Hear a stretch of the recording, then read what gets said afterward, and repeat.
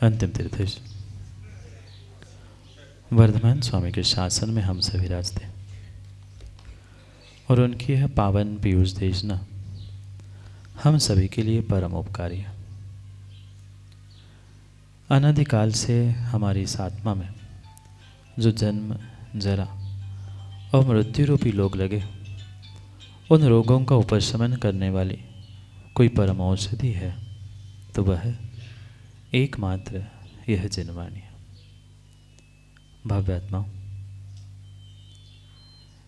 जीव अनादि से इस संसार के दुखों से बचने का प्रयास करता है, पर कितना ही वह पुरुषार्थ करे, वह आज तक दुखों से बच नहीं पाया। क्यों नहीं बचा? क्या मेहनत पुरुषार्थ में कुछ कमी थी? पुरुषार्थ मेहनत में कहीं से माँ कहीं तक कमी नहीं थी। अगर वास्तव में कहीं कमी थी तो जीव की श्रद्धा और जीव की आस्था में कमी थी। भगवान भी कई बार मिले, गुरु भी जीव को कई बार मिले, पर गुरु, भगवान ये सब कुछ मिलने के बाद भी व्यक्ति अपनी व्यक्तिगत आस्था की, श्रद्धा की कमी के कारण आज तक इस संसार में कुछ नहीं कर पाया। क्या पहली बार हमने गुरु और प्रभु के दर्शन किए? नहीं किए। कई बार गुरु, कई बार प्रभु मिलने के बाद भी जो हमारी श्रद्धा की, आस्था की कमी थी, जो विश्वास हमें अपने आप पर और सच्चे देवशास्त्र गुरु के प्रति होना चाहिए था, वह शायद आज तक नहीं हुआ। और इसी कारण से सब कुछ करने के बाद भी हमें कुछ भी नहीं मिला। क्यों माताओं, आप लोग पूजा नहीं करते? आप लोग अभिषेक नहीं करते? गुरु की आराधना नहीं करते? प्रभु की, गुरु की, सबकी आराधना हर व्यक्ति करता है, पर कुछ मात्र दिखाने के लिए करता है और कुछ वास्तव में दिखने के लिए करता है। ये जब तक हमें अंतर समझ में नहीं आएगा कि हम कार्य दिखाने के लिए कर रहे हैं कि अपने स्वयं के लिए कर रहे हैं। पूजा हो, पाठ हो, अभिषेक हो, ये धर्म की प्रत्येक क्रिया अगर मात्र दिखावे के लिए व्यक्ति करता रहा तो कभी भी उसे वह पुण्य नहीं मिल सकता जो उसे इस संसार के दुखों से बचाने के लिए निमित्त है। वैसी श्रद्धा, वैसी आस्था प्रत्येक जीव को अपने स्वयं के भीतर से ही उत्पन्न करनी होगी, किसी बाहर के निमित्त से, बाहर के व्यक्ति से मिलने वाली नहीं। न भगवान आपको आस्था देगा, श्रद्धा देगा, न गुरु देने वाला है। वे तो जो है, जहाँ है, जैसे है वैसे है, पर उनको देखकर हमारे परिणाम, हमारी परिणति क्या होती है, यह निर्णय हमें स्वयं से करना है।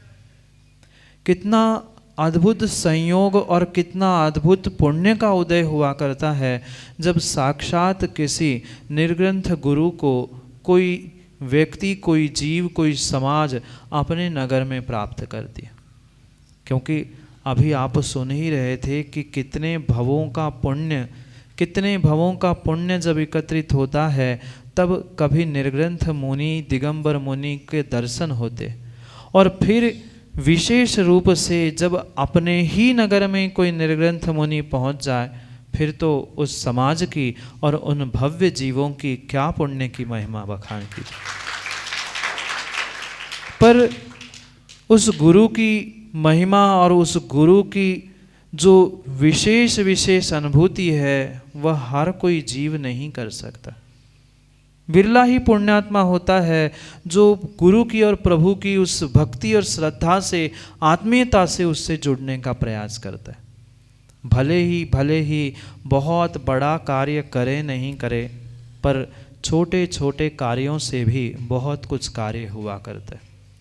सुबह से अभी तक तेंदु डाबर के कई सारे लोगों ने छोटू यही कहा, महाराज छोटी सी समाज है, छोटी सी समाज है, हम थोड़े से है, हम थोड़े से है।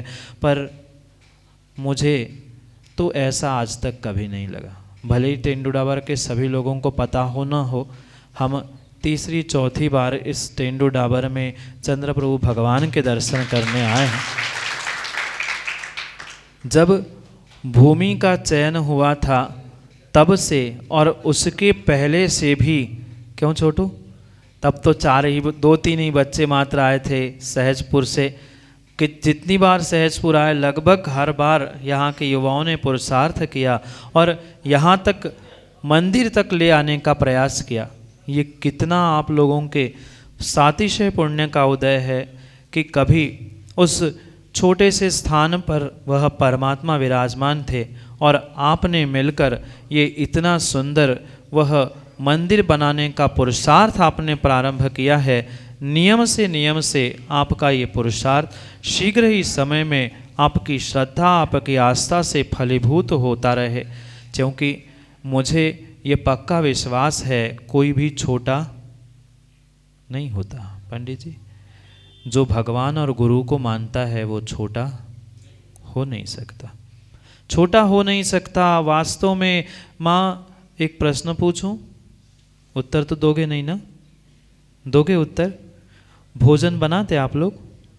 नहीं बनाते? मौन है क्या? बोलो ना, नहीं बनाते ना? कैसे नहीं बनाते?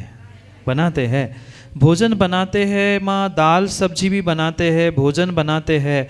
तो जो आप भोजन बनाते हैं उसमें प्रतिदिन कितना किलो नमक डालते? बोलो ना, हंसने की बात नहीं, पूछ रहा हूँ, कितना किलो नमक डालते हैं? 2-4 किलो? कितना भोजन बनाते हैं घर में? 8, 10, 20 कितने भी सदस्य हो, कितना ही जीवों के, कितने ही लोगों के लिए आप भोजन बनाओ, पर माँ 2-4 किलो नमक तो नहीं लगता। कितना नमक लगता है? 20 ग्राम, 25 ग्राम, 50 ग्राम पर तोल के डालते हैं ना? 50 ग्राम तोल के ही डालेंगे, ज़्यादा हो गया तो। समझदार माँ जब भी नमक डालती है माँ चम्मच से डालती है, चम्मच से डालती है। समझदार गृहिणी चम्मच से कभी नमक नहीं डालती। अब आप समझो आप कौन है। पर जब भी माँ कोई भोजन बनाती है ध्यान से अपनी अपनी अनुभूति को माँ समझ लेना। आप नमक भी डालते हो तो हाथ से, और हाथ से भी ऐसे कैसे डालते? कितने समझदार है। भोजन भले ही किलो भर बने पर नमक तो चुटकी से ही डलता है। वो चुटकी भर नमक कितना होता है? बहुत कि थोड़ा? थोड़ा सा नमक बहुत सारे भोजन में स्वाद आ लाता है। ऐसे ही छोटी सी भी समाज क्यों ना हो, अगर श्रद्धा बहुत बड़ी है तो वो बहुत जीवन में स्वाद लाने के लिए निमित्त बनती है। नमक को कभी कहते हैं थोड़ा सा है? वह चुटकी भर नमक ही स्वाद लाता है। मुट्ठी भर डाल दो तो, मुट्ठी भर डाल दो तो स्वाद बिगड़ जाता है। ऐसे ही ज्ञानियों, मुट्ठी भर संख्या की आवश्यकता नहीं है। चुटकी भर संख्या जरूर हमारी हो, पर श्रद्धा और भक्ति हमारे पास है तो हम भगवान से और हम भक्तों से कभी दूर हमारा कार्य हो ही नहीं सकता, हो ही नहीं सकता है। इसलिए भले ही अल्प क्यों ना हो, पर श्रेष्ठ काम करने का जो आपने सबने बीड़ा उठाया है वह ऐसा ही श्रेष्ठतम कार्य करने का पुरुषार्थ जीवन में हमेशा ही करते रहना। क्योंकि वह रामायण की छोटी सी घटना याद आ रही है। हर कोई व्यक्ति, हर कोई जीव रामचंद्र जी को उस समुद्र पार करने के लिए सहयोग कर रहा था। याद आ गई घटना? समुद्र के इस किनारे रामचंद्र जी थे, सीता उस लंका में थी। रामचंद्र जी विचार कर रहे थे अब इस समुद्र को कैसे पार किया जाए। बहुत बड़ी वानर सेना थी। कुछ घंटे चर्चा हुई, अब इस समुद्र को पार करना है, क्या किया जाए, कैसे किया जाए। जो परम भक्त था, परम शिष्य था, परम चेला था, उस हनुमान जी ने कह दिया कि नहीं, कुछ भी हो जाए हम पुरुषार्थ करेंगे, हम मेहनत करेंगे। इतनी बड़ी वानर सेना और हम समुद्र पार नहीं करवा पाए हमारे भगवान को, हमारे गुरु को? ऐसा हो नहीं सकता। सबने निर्णय किया और उस हनुमान जी के नेतृत्व में बड़े बड़े पत्थर उठाए गए और सबने श्री राम का नाम लेते हुए पत्थर समुद्र में छोड़ दिए। कुछ सीमा तक वह पत्थर बिछते गए, सेतु बनता गया। एक दिन रामचंद्र जी के मन में आया कि देख लूं मेरे भक्त, मेरे शिष्य कर क्या रहे हैं, कैसे उसकी संयोजना कर रहे, कैसा सेतु बन रहा है, देखाऊं। सुबह सुबह उठकर गए, उस समुद्र के किनारे बैठे बहुत बड़ी चट्टान के ऊपर बैठकर रामचंद्र जी देख रहे थे। वे वानर, क्योंकि वानर थे, बंदर थे, इतने बड़े बड़े पत्थर उठा के रोज नाम लेते श्री राम का और पत्थर छोड़ते, पत्थर तैरता। एक दो घंटे के उस देखरेख में रामचंद्र जी ने देखा एक छोटी सी गिलहरी। देखा आप लोगों ने? कितनी बड़ी होती गिलहरी? इतनी सी गिलहरी, कितने से प्राण उसके। वो उतनी छोटी सी गिलहरी बार बार उन बंदरों के पैरों से बचते बचाते जाती थी, पुनः लौट के आती थी, भागती थी, पुनः दौड़ के आती थी। रामचंद्र जी से रहा नहीं गया, वो उस पत्थर से उठते हैं और जाके उस गिलहरी को उठा के ले आते हैं और हाथ में पकड़ के कहते हैं, ये क्या कर रही तू, पागल हो गई? इतने बड़े बड़े ये वानर है, इनके इतने बड़े बड़े हाथों में पत्थर है, एक आध वानर के पैर के नीचे, पत्थर के नीचे दब गई, मर गई तो? कितना सुंदर उत्तर उस गिलहरी ने दिया। किसने? कितनी बड़ी माँ? इतनी सी वह छोटी सी गिलहरी रामचंद्र जी से कहती है, क्या रामचंद्र जी आपके मात्र बड़े बड़े ही भक्त हो सकते हैं? क्या छोटे आपके भक्त नहीं हो सकते? क्या छोटा व्यक्ति, छोटा जीव, छोटा तिर्यंच, छोटा प्राणी आपकी सेवा, आपकी भक्ति कभी कर नहीं सकता? रामचंद्र जी मौन हो गए। वो भी विचार में पड़ गए, बात तो सही है कि बड़े बड़े तो कर रहे हैं, पर ये कर क्या रही है? कुछ क्षण बाद वो पुनः रामचंद्र जी पूछते हैं, ये तो ठीक है छोटे भी भक्ति कर सकते हैं, पर ये तो ध्यान रखती, अगर उनके पैरों के तले दब जाती, मर जाती तो तू कर क्या रही थी, ये तो बता। वो कहती थी, बड़े बड़े वानरों ने बड़े बड़े पत्थर डालकर ये सेतु बनाया, मेरा भी मेरे भगवान पर, मेरा भी मेरे गुरु पर, मेरा भी आयतनों पे महेश मोदी कुछ अधिकार है कि नहीं? मैं छोटी हूं सो क्या हो गया, मेरा भी बहुत बड़ा अधिकार है, मैं अपने शक्ति से काम कर रही थी। रामचंद्र जी कहते, नहीं तू बता कर क्या रही थी? मैं कुछ नहीं कर रही थी, मैं कुछ नहीं कर रही थी, मैं अपने पूंछ में, पूंछ देखी कभी? गिलहरी की पूंछ देखी? कहती, रामचंद्र जी मेरे भगवान जी, मैं कुछ नहीं कर रही थी, मैं कुछ नहीं कर रही थी, मैं अपने शक्ति के अनुसार अपनी पूंछ में रेत के कुछ कण उठा के जा रही थी। तू क्या कर रही थी? इतने कणों से क्या होगा? मुझे पता है बहुत बड़ा काम नहीं होगा, पर इन वानरों ने जो बड़े बड़े पत्थर डाले थे, उस पत्थरों के बीच में जो छोटी सी जगह छूट रही थी ना, उसमें जाकर मैं इस रेत को भर रही थी, क्योंकि मुझे पता है इस मार्ग से मेरे भगवान, मेरे गुरु जाने वाले हैं। मेरी शक्ति पत्थर उठाने की भले ही नहीं है, पर रेत के कणों को भरकर मैं भी सेतु बनाने में मेरा नाम लिखवा सकती हूँ, मैं भी उसमें श्रेष्ठतम कार्य कर सकती हूँ। इसलिए मैं उस रेत के एक एक कणों को अपने पूंछ के माध्यम से उठाकर इस मार्ग में डालकर आपके लिए सेतु बना रही थी। रामचंद्र जी पूछते हैं, पगली तू कर तो अच्छा रही थी, पर मर जाती तो क्या होता? वो कितना सुंदर उत्तर वह छोटी सी गिलहरी देती है कि रामचंद्र जी आप भगवान हैं, आप तो गुरु हैं, आप तो महान हैं, पर हमें पता है ये सेतु बनेगा, सेतु बनने का इतिहास लिखा जाएगा, सब कुछ होगा। किसी का नाम इस सेतु को उखाड़ने में, किसी का नाम सीता का हरण करने में, अगर मैं मर भी जाऊं तो मेरा नाम आपका सेतु बनाने में आएगा। इसलिए मैं मरण भी स्वीकार करती हूं, अगर गुरु के नाम पर, प्रभु के नाम पर मेरा मरण हो रहा है। ऐसा ही प्रत्येक जीव को सोचना चाहिए।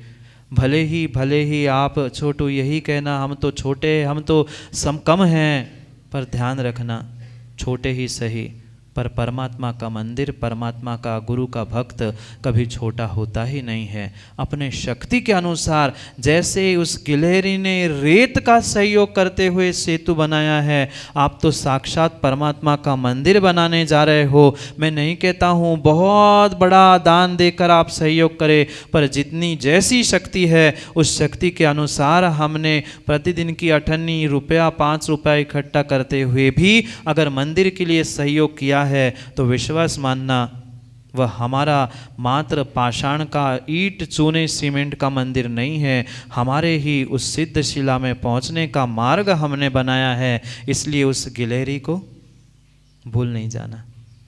भूलोगे? कभी मत भूलना, कभी मत भूलना। उस भगवान के सेतु को बनाने के लिए वो गिलहरी अपने प्राणों की बाजी लगाने के लिए तैयार थी। और हम कैसे हैं कि परमात्मा का मंदिर बनाने के लिए हमें अपने जेब को और गल्लों को टटोलना पड़ता है, खाली तो नहीं हो गया कोष।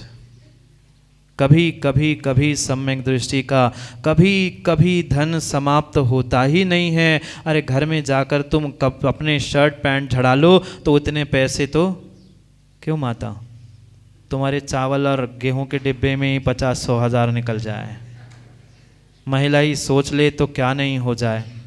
इसलिए सोचे विचार करें, हम ये अद्भुत चंद्र प्रभु भगवान के परमात्मा का मंदिर बनाने जा रहे हैं और ये ऐसा अद्भुत संयोग हो।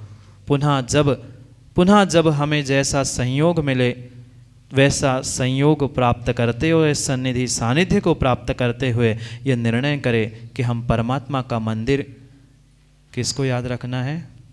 परमात्मा को याद रखो नहीं रखो, पर उस गिलहरी को याद रख लेना कि गिलहरी ने रेती के कणों से वह परमात्मा का सेतु बनाया था। और अगर हम अपना पुरुषार्थ मेहनत करते हुए उस पुण्य के आयतनों में सहयोग नहीं कर पाए तो हमारी स्थिति क्या होगी। इसलिए पुनः अगली बार आने तक उस गिलहरी को, तेंदू डाबर वाले माताओं, नमक को और गिलहरी को कभी मत भूल जाना।